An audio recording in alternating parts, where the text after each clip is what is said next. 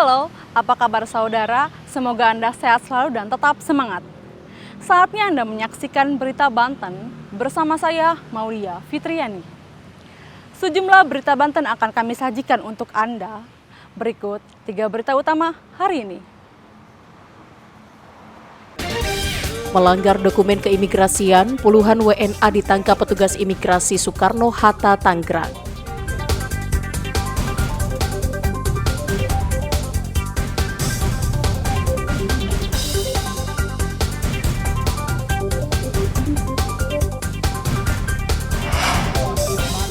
Pelantikan anggota DPRD Pandeglang disambut unjuk rasa mahasiswa.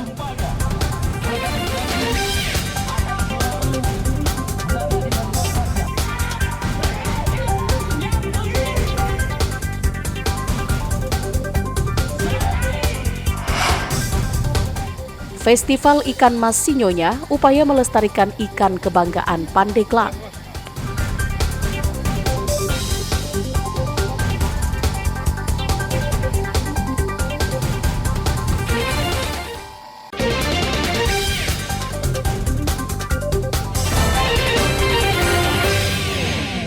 Petugas imigrasi kelas 1 khusus TPI Soekarno-Hatta menggelar razia pengawasan orang asing di sejumlah apartemen di Jakarta Barat. Razia digelar karena diduga banyak WNA yang melanggar dokumen keimigrasian. Petugas mendatangi satu persatu kamar apartemen yang dijadikan tempat tinggal WNA. Banyak penghuni apartemen yang diduga sengaja tidak membuka meski sudah diketuk oleh petugas, sehingga petugas terpaksa membongkar kunci dan mendobrak pintu. Dan benar saja, petugas menemukan beberapa warga negara asing asal Nigeria yang sedang bersembunyi dan langsung diamankan. Bahkan di lokasi lain, petugas harus naik ke atap apartemen yang dijadikan tempat persembunyian para WNA.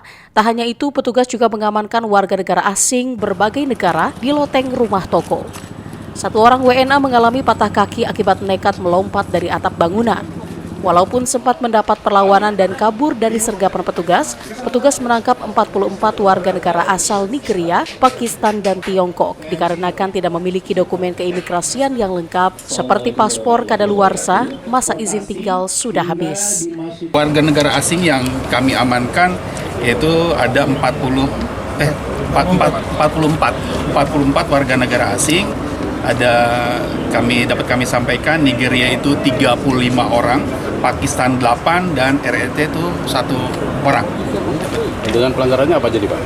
Ya, pelanggarannya ada berbagai macam. Yang pertama ada dari mereka overstay terus dan penyalahgunaan izin tinggal. Petugas juga menyita sejumlah barang bukti berupa paspor dan visa milik para WNA. Jika terbukti bersalah, puluhan WNA ini akan dideportasi ke negara asal. Ariel Maranus dan Taufik Saleh melaporkan dari kota Tangerang. Puluhan mahasiswa berunjuk rasa di depan gedung DPRD. Unjuk rasa dilakukan bertepatan dengan pelantikan 50 anggota Dewan Perwakilan Rakyat Daerah Kabupaten Pandeglang. Massa yang menerobos masuk ke gedung DPRD sempat dihalangi oleh anggota polisi yang berjaga. Mahasiswa yang kesal kemudian membakar ban dan merusak kawat berduri yang dipasang polisi. Dalam unjuk rasa ini, mahasiswa menuntut para anggota dewan terpilih untuk mundur jika tidak mampu menepati janjinya. Tadi kami hadirnya ke sini, DPRD Kabupaten Pandeglang itu menagih janji terhadap rakyat, terhadap DPRD terpilih khususnya di sini, agar memang selama periode mereka dapat menjalankan visi-misinya dengan baik. Dalam jangka waktu 2 tahun sampai dengan 3 tahun, apabila mereka tidak bisa menepati janji-janji politik terhadap masyarakat Kabupaten Pandeglang dan menjalankan visi-misinya, maka kami menginginkan mereka menandatangani fakta integritas untuk mundur dari jabatannya. Apabila mereka tidak mampu atau satu poin pun tidak mampu merealisasikan janji-janji mereka terhadap masyarakat yang ada di Kabupaten Pandeglang. Tugas dan fungsi anggota DPRD yaitu ada 3. Yang pertama adalah controlling, kemudian legislasi dan budgeting. Jadi anggota DPRD Kabupaten Pandeglang untuk bisa memaksimalkan apa yang menjadi tugas dan fungsi anggota DPRD agar supaya terjadinya kesejahteraan masyarakat yang diridhoi oleh Allah Subhanahu wa taala. Paling itu. Mahasiswa di Kabupaten Pandeglang juga akan terus mengawal kinerja anggota DPRD agar selalu pro dengan kepentingan rakyat. Ariel Maranus dan Andre Sopian melaporkan dari Kabupaten Pandeglang.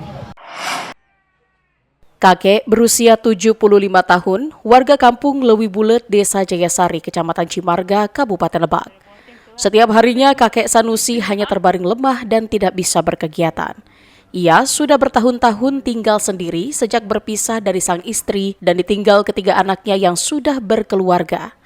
Saat ini Sanusi menjalani sisa hidupnya di gubuk reot berukuran 3 x 4 meter dengan kondisi sangat memprihatinkan. Dinding bangunannya terbuat dari anyaman bambu dengan kondisi sudah lapuk dimakan usia dan nyaris roboh. Tak hanya dinding, bagian atap juga tampak berlubang. Bahkan di setiap sisi bangunan sudah disangga tiang. Sementara di dalam rumah, pakaian dan peralatan lainnya dibiarkan berserakan di mana-mana. Meski hidup serba kekurangan, kakek Sanusi mengaku hanya sekali menerima bantuan dari pemerintah. Tahun Berapa tahun? tahun kondisi gini setahun. Kalau anak-anak pada kemana nih, Bah? Jauh-jauh Istri kemana? bisa Bah, untuk makan sehari-hari Abah dari mana, Bah? ngasih tetangga. Berarti Abah udah nggak bisa jalan ya? Enggak, Bah, dari pemerintah dapat apa aja, Bah? uang yang dulu Terakhir dapat bantuan itu bulan berapa, Bah? tahu dia itu, saya keingat Oh, udah lama ya? nama.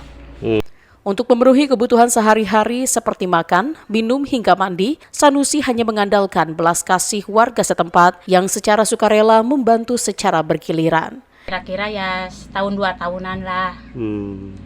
Tadinya sakit apa ini sekarang? Stroke ya.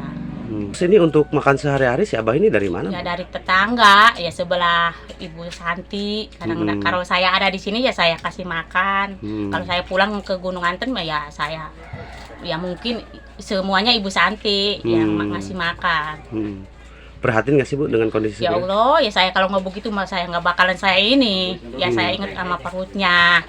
Ya kesehatan, minta bantuannya ya dari kesehatan lah intinya ya Maya. Ada bantuan, kasihan, nggak ada yang ngurusin.